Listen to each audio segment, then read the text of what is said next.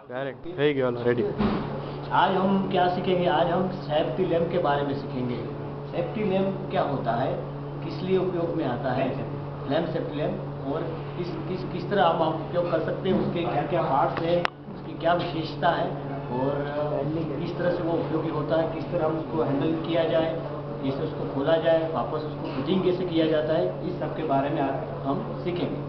सबसे पहले तो हम ये डिस्कस करते हैं कि क्या क्या पार्ट्स उसके साथ में उपयोग किया जाता है, किसको सेफ्टी लैम्प कहा जाता है और क्या क्या पार्ट है। ये है सबसे पहले, इसको बोलते हैं फ्लेम सेफ्टी लैम्प। इसको फ्लेम सेफ्टी लैम्प क्यों कहा गया, इसके पीछे भी बहुत बड़ा कारण है। तो खदान में जो गैसेस पाई जाती है, जैसे कि ज्वलनशील गैस है, फिर जो रासायनिक गैसें जो होती है, कीटनाशक जो गैसें होती है, जहरीली गैसें, इनको कहा जाता है। उनकी तीव्रता मापने के लिए कि कितनी परसेंटेज में वो पाई जाती है, उसके हिसाब से। ये है फ्लेम सेफ्टी लैम्प खोलने का मैग्नेटिक लॉक। इसके द्वारा ये लॉक खोला जाता है। इसको कहते हैं की फॉरवर्ड, की ओपन करने के, जो हमारा रिटेनर आता है, ग्लास रिटेनर जो है, रिंग होती है, उसको ओपन करने की चाबी। आइए हम पहले इसको देखें कि इसके कौन कौन से पार्ट्स हैं, किसको क्या कहा जाएगा। सबसे पहले आता है हुक, एक नंबर, इसको बोलते हैं हुक, जिसको लैम्प को हैंडलिंग करने के लिए, रोकने के लिए, एक जगह से दूसरी जगह ले जाने के लिए। फिर उसके बाद आते हैं इसके होल, जिसको कहा जाता है वेंट होल, जहाँ से जो अंदर बर्निंग हो जाती है गैस, वो बाहर आती है, और एक उसी के पास में दूसरे होल दिए जाते हैं जहाँ से गैस अंदर जाती है और वो लैम्प तक जाकर फिर जलती है और यहाँ से फिर बाहर निकलती है। उसके बाद आता है थर्ड नंबर पर बोनेट। बोनेट का काम ये है कि लैम्प को सेफ्टी प्रोवाइड किया जाता है, ताकि अंदर कुछ टूट नहीं सके या कोई टकराव हो जाए तो अंदर कोई नुकसान नहीं हो पाए। फिर उसके बाद आते हैं इसके जो पिलर, इसके 5 नंबर जो टोटल पिलर आते हैं जो इसको प्रोटेक्ट करते हैं। उसके बाद इसका आते ग्लास आता है, जो आउटर ग्लास बोलते हैं। There are 2 types of glass, 2 प्रकार के ऐसे ग्लास होती है नॉर्मली सभी लैंपों में। कहीं एक प्रकार का भी ग्लास होता है, इनर ग्लास और आउटर ग्लास। फिर आता है ऑयल विसेल्स, इसको कहा जाता है ऑयल विसेल्स, इसके अंदर तेल भरा जाता है और ये अंदर की लैम्प जो उसको अभी वैसे तो मिट्टी का तेल यूज़ किया जाता है, वैसे तो एसएस सॉल्वेंट जनरली यूज़ किया जाता है, और हम पेट्रोल भी उसकी जगह यूज़ कर सकते हैं।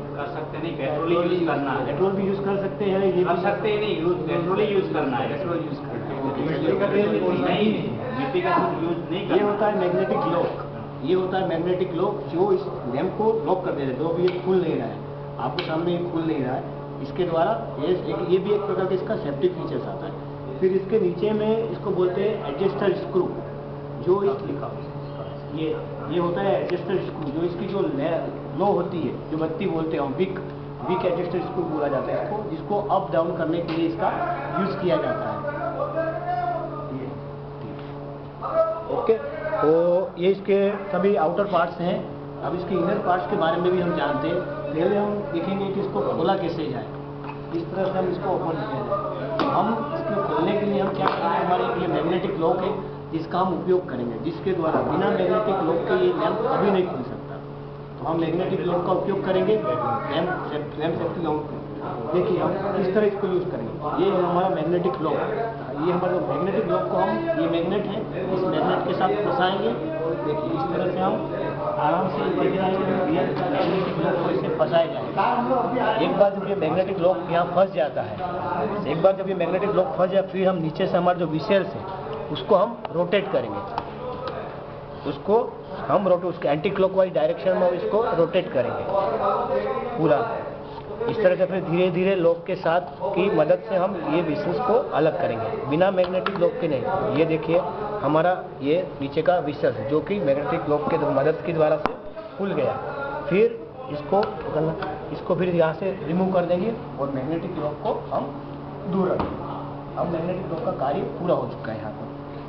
अब इसके अंदर आते हैं, अब हम विसेल्स के बारे में पढ़ेंगे। तो हमको सबसे पहले ये इसको बोला जाएगा रेचे, यानी one type of lock point, जो खांचे बोले जाते हैं हिंदी में, जिसके अंदर ये जो मैग्नेटिक लॉक है ये स्क्रू यहाँ फंस जाता है, जिसके कारण ये लैम्प लॉक हो जाता है। फिर उसके बाद आता है, ये होती है इसकी विक, ये है इसका विक। उसके बाद ये होता है विक स्टैंड कहेंगे हम इसको, या जो उसको पकड़ के रखता है, या स्टैंड बोलते हैं इस तरह, उसकी मदद के अंदर से। फिर जो विक एडजस्टिंग स्क्रू इसको घुमाते हैं तो उसकी मदद से ये ऐसे अप डाउन होता है, वो तेल है उसके अंदर, इससे ये अप डाउन होता है। तो ये इसके अंदर काम में आ गया। चलो अब हम लैम्प के इंटरनल पार्ट्स के बारे में जानेंगे। तो लैम्प हमने खोल दिया आधा और आधा बाकी है। अब ये है हमारा एडजस्टर रिंग, जो भी ग्लास एडजस्टर रिंग बोला जाए। अब इसको कैसे खोला जाए, तो हम ये हमारे ग्लास एडजस्टर रिंग की ये की है जिसकी मदद से हम इसको खोलेंगे। इसके अंदर भी इसके छोटे छोटे पॉइंट दिए गए हैं। निकाल लीजिए पहले। हाँ। इसको निकाल लीजिए। वैसे नहीं निकलेगा, खोलने के बाद ही निकलेगा, निकल जाएगा वो। देखिए ये इसकी है, की मदद से हम इसको खोलेंगे। ये इसको इस तरह फंसाएंगे, फिर हम इसको धीरे धीरे इसकी मदद से खोल लेंगे।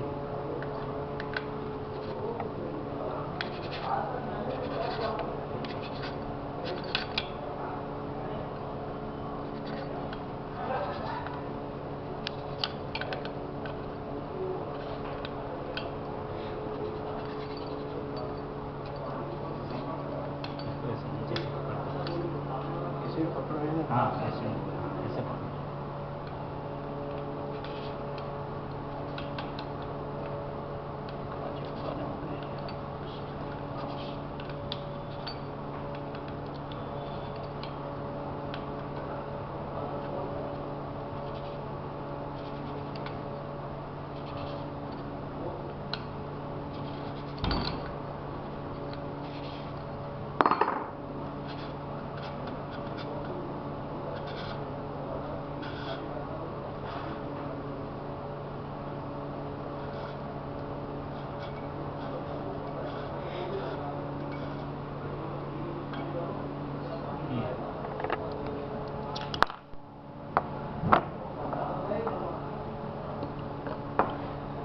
ये हमारा होता है ग्लास रिटेनर बोलते हैं इसको, ग्लास रिटेनर, जिसके अंदर एक पैकिंग आई जाती है जो इस ग्लास को और ये लैंप ये है इसको, इन दोनों को पकड़ के रखता है, उसको एडजस्ट करता है। इसके अंदर भी हम ये छोटे छोटे ये स्क्रू दिए होते हैं जो उसकी साइज के हिसाब से एडजस्ट होते रहते हैं, आगे पीछे होते रहते हैं। अब इसके अंदर देखिए, इसके अंदर ये एक रिंग है, पैकिंग रिंग बोलते हैं इसको, एस्बेस्टोस रिंग बोला जाता है। इसके अंदर 2 एस्बेस्टोस रिंग कहा जाता है, या फिर सामान्य पैकिंग रिंग भी हम इसको बोलते हैं। देखिए अब ये है हमारा ग्लास, इसको बोलते हैं आउटर ग्लास। जैसे कई लैंपों में इनर ग्लास और आउटर ग्लास दोनों होते हैं, इस लैंप में सिंगल ग्लास ही है। तो इसको इस तरह निकालेंगे यहाँ। अब इसके अंदर बचता है गेज। देर आर दो प्रकार की इसमें गेज की जाते हैं। पहले रिंग ये है एस्बेस्टोस रिंग, एक प्रकार की पैकिंग रिंग। फिर इसको इस तरह निकालेंगे। 2 प्रकार की गेज यूज किया जाता है, inner gaze and outer gauge. ये है आपका आउटर गेज अलग करो और ये आपका इनर गेज, ठीक है। और इसको बोलते हैं asbestos ring, one type of packing ring. इन सभी का अलग अलग महत्व है, अपने हिसाब से सभी का अलग अलग कार्य है। देखो इसके अंदर होल भी दिए गए हैं, एक छोटे छोटे वेंट होल है जिसके द्वारा गैस अंदर आती है, फिर बर्न होकर बाहर निकलती है। अच्छा, तो इसका फिटिंग, अब इसका हम वापस इसको फिटिंग करेंगे। ये 2 प्रकार की जाली इसी सीक्वेंस में जिस तरह से हमने इसको पूरा खोला उसी तरह से हम इसको बंद करेंगे। तो सबसे पहले हम लास्ट टाइम हमारा क्या लिख रहे थे, इनर गेज और आउटर गेज। ये वायर मेश की हुई होती है, ये पूरा वायर मेश है, छोटे छोटे वायर मेश। इसकी साइज होती है 1 इंच में 28 छेद होते हैं बाय लेंथ और हाइट के वाइज। हाइट में भी अगर आप 1 इंच की काउंटिंग करेंगे तो 28 छेद होंगे और इस तरफ में भी 28 छेद होंगे। इसको वापस इसके अंदर डालेंगे। ये आउटर गेज है हमारा, ये इनर गेज है, तो इसको इस तरह से हम फिट करेंगे। ये पूरा इस तरह बैठ गया। फिर उसके बाद हम पैकिंग रिंग यूज़ करेंगे, एस्बेस्टोस रिंग, उसको लेंगे, फिर यहाँ पर इसे पैक करेंगे। फिर जिस तरह से हमने इसको निकाला उसी दिशा में हम वापस इसको एडजस्टमेंट करेंगे, डालेंगे। ये देखिए यहाँ पे ये फिट हो जाता है। फिट होने के बाद फिर हमने ग्लास का यूज़ करेंगे। ग्लास को वापस इस तरह से हैंडलिंग करते हुए इसको अंदर तक एडजस्टमेंट करेंगे, रखेंगे इसको उसकी जगह पर आराम से और देखेंगे। अब आपको इस ग्लास और ये रिटेनर के बीच में जो गैप दिख रहा है वो एस्बेस्टोस रिंग के द्वारा ये यूज़ किया जाएगा। इसको मत निकालो। ये पैकिंग रिंग है और ये हमारा है ग्लास रिटेनर एस्बेस्टस रिंग के लिए, ठीक है, ग्लास रिटेनर बोलेंगे या वीक रिटेनर बोलते हैं उसको। फिर इसके द्वारा अंदर रखकर जिस तरह हमने खोला है उसी दिशा में इसको वापस फिट करेंगे।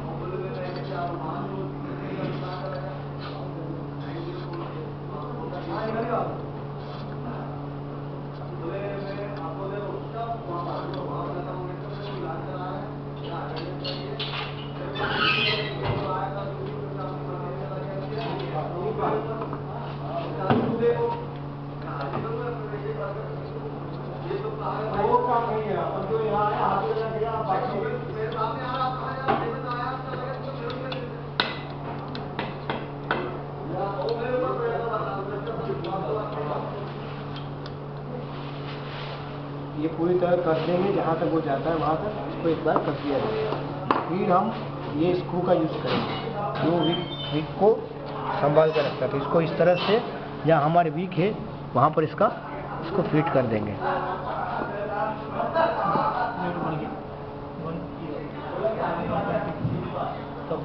ये इस तरह से इसको अच्छे से फिट कर देंगे और थोड़ी जो लो है उसको थोड़ा बाहर निकाल देंगे।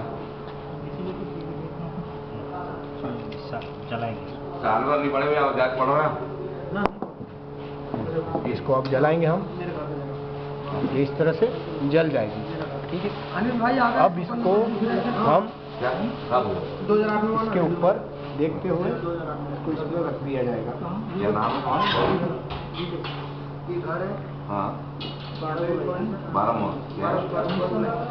इसको धीरे धीरे इसके ऊपर बैठा दिया जाएगा। फिर आप इसको ऐसे पकड़कर सीधा पकड़ें और इस तरह इसको रोटेट कीजिए जब तक आवाज ना आए, जब तक आवाज नहीं आ जाए, नीचे से जो लॉक है वो लॉक में फंस ना जाए। फंस नहीं जाए। उसके बाद आप एक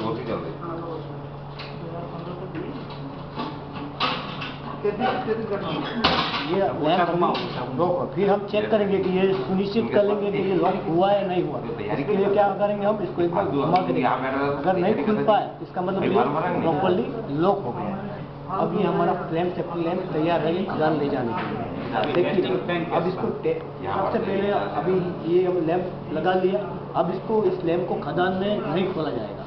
एक इसकी जगह होगी प्रॉपर, या तो खदान के बाहर या खदान में कहीं ऐसी जगह जहाँ गैस नहीं पाई जाती वहाँ पर इसको शायद ये लो बंद हो जाए तो जलाई जाएगी। बाकी खदान के अंदर ये लो नहीं जलाई जाएगी।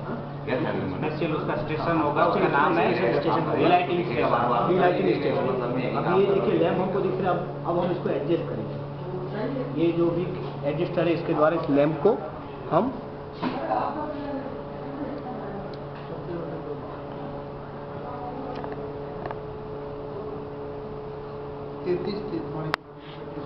ये देखिए धीरे धीरे लैंप हो रही है कम, आपको दिखाई दे रहा है। एकदम ब्लू फ्लेम दिखना चाहिए। अब देखिए हम सबसे पहले क्या करेंगे, जब लैंप लेके जाएंगे तो हम माइंस में जाते हैं तो माइंस में गैस है कि नहीं हमको कैसे पता चलेगा, ठीक है।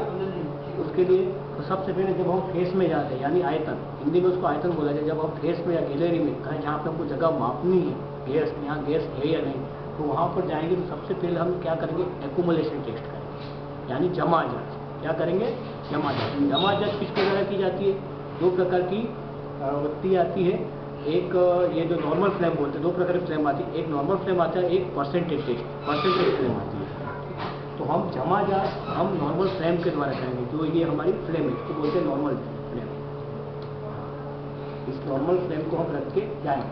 अगर जमा जांच में अगर हमको गैस मिल जाती है, गैस मिलेगी तो लोग क्या करेंगे। अगर जमा जांच हम लेके जाते हैं, अब हम गैस चेक कर रहे हैं, गैस हाँ ऐसे की जाती है जैसे कि CH4 हम कर रहे हैं। जैसे ये हमारा फेस है, जैसे ये हमारा आइकन है, ये हमारा फेस है। तो हम कैसे इसकी जमा जांच करेंगे, हमारी आंखों के सामने ये नीचे से ऊपर ले जाएंगे या ऊपर से नीचे ले, हमारी आंखों के सामने ये लैंप होना चाहिए, बत्ती होनी चाहिए और हमारी नज़र वहीं पे होनी चाहिए और हमारा हाथ इस तरह इसके ऊपर एकदम आंखों के सामने रोशनी होगी। नीचे से ऊपर ले जाएंगे। CH4 यानी कहाँ पाई जाती है? हल्की गैस होती है, इसलिए वो ऊपर पाई जाती है। इसलिए हम CH4 के लिए हम नीचे से ऊपर की ओर ज़िगज़ैग पाथ में जाएंगे। जैसे कि हम यहाँ से शुरू करेंगे, जैसे ये हमारा आइकन है, यहाँ से हम जैसे इसको हमारी आंखों के सामने रखेंगे, इसको उसके हिसाब से हमारी आइज को ऐसे एडजस्ट करते जाएंगे। ऐसे धीरे धीरे ज़िगज़ैग पाथ में हम पूरा इसको चेक करेंगे। हमारी आंखों के सामने ये लो होनी चाहिए। अगर गैस पाया जाता है तो अगर लो गैस पाया जाता है, अगर हमको एक गैस मिल जाती है CH4 एक्यूमुलेशन टेस्ट में, तो हम वहाँ पर कोई दूसरा टेस्ट करने नहीं जाएंगे, तुरंत वहाँ से हट जाएंगे। लो का क्या रिएक्शन होगा? ठीक है, जैसे गैस मिलती है आपको, ये लो फड़फड़ाने लगेगी, ऐसे अप डाउन होने लगेगी, और अगर ज़्यादा गैस मिलती है तो तुरंत बुझ जाएगी।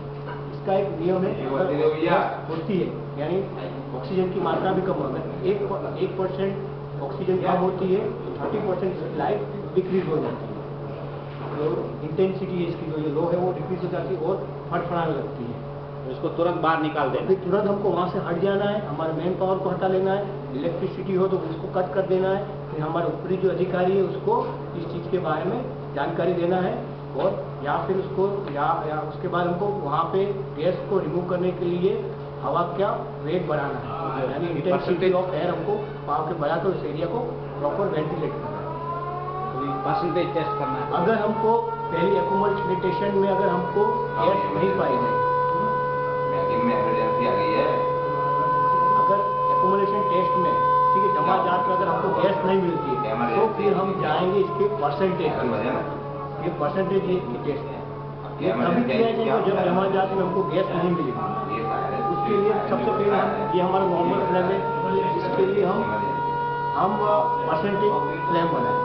ओके, तो कैसे बनाया जाएगा? ये हमारा जो बीटी रजिस्टर है, इसके द्वारा हम इसको धीरे धीरे नीचे करेंगे और फिर परसेंटेज फ्लैम बनाएंगे। टेस्टिंग फ्लैम बोलते हैं इसको। और हमने ऊपर वाली गैस तो क्या था करो, गड्ढे ऊपर गड्ढे रहा है, यदि ये गड्ढा हो इसको गैस क्या लगते हैं? देखिए मेरे दिमाग में नहीं है। क्रॉप यूज करेंगे, क्रॉप तो आपके हाथ से ऊपर जा रहा है वो पाइपलाइन नहीं ना उसमें। देखिए ये जो पीला पीला जो पोर्शन दिख रहा है उसको हम पूरा बुझा देंगे, और ब्लू कलर तक नजदीक लाओ कैमरा थोड़े। ये येलो नहीं दिखना चाहिए। येलो नहीं दिखना चाहिए, इसको एकदम deep blue से। एकदम छोटे से छोटे देखिए, ये देखिए हो गया। इस फ्लेम को बोला जाएगा आपको टेस्टिंग फ्लेम, यानी परसेंटेज फ्लेम। ये इससे अब हम और छोटा करना चाहेंगे तो बुझ जाएगी। ये एकदम येलो कलर नहीं दिखना चाहिए। फिर इस फ्लेम के द्वारा येलो कलर नहीं दिखता है, इसका वजह ये है कि इसमें प्योर पेट्रोल नहीं डाला हुआ है। हाँ, प्योर पेट्रोल डलता तो वो येलो। फिर अब इस फ्लेम के लेके जैसे हमने एक्यूमुलेशन टेस्ट किया था, वैसे हम फिर से इस फ्लेम को लेके उसी तरह फिर ऐसे नीचे पाथ में ऐसे नीचे से होते हुए ऊपर की ओर येलो फ्लेम की जितनी हाइट होगी उस हिसाब से परसेंटेज। इस तरह से हम ये परसेंटेज टेस्ट किया जाएगा। परसेंटेज टेस्ट में आपने कावर्स डायग्राम पढ़ा होगा। कावर्स डायग्राम में ये दिया गया है कि मीथेन की इसकी क्या लिमिट है। तो कावर्स डायग्राम के हिसाब से मीथेन की लिमिट है 4.4 से लेकर 12.5 तक है। अगर उसके बीच में अगर गैस होगी तो उसके अंदर ये एक्सप्लोजन होगा और ये जो इसके जो सेफ्टी फीचर्स इसकी मदद से एक्सप्लोजन इसके अंदर ही होगा, वो बाहर नहीं हो पाएगा। यानी जो 5.4 से 14.8 है भैया। 5.4 से 14.8, तो वो एक्सप्लोजन इसके अंदर होगा और गैस गर्म गैस जो बाहर निकलती वो अंदर ही ठंडी हो जाएगी। यानी जो सराउंडिंग वातावरण जो है हमारा, तो इसके माध्यम से वो गैस एकदम कम निकलेगी, यानी कि वो बाहर के एनवायरमेंट में एक्सप्लोजन नहीं हो पाएगा। इस तरह से एक फ्लेम का यूज़ किया जाता है। इस तरह से हम गैस जमा की जाती है तो मापा जाता है। Thank you. थोड़ा उसका भी बैटरी का कैप लैंप का कैप लैंप का तो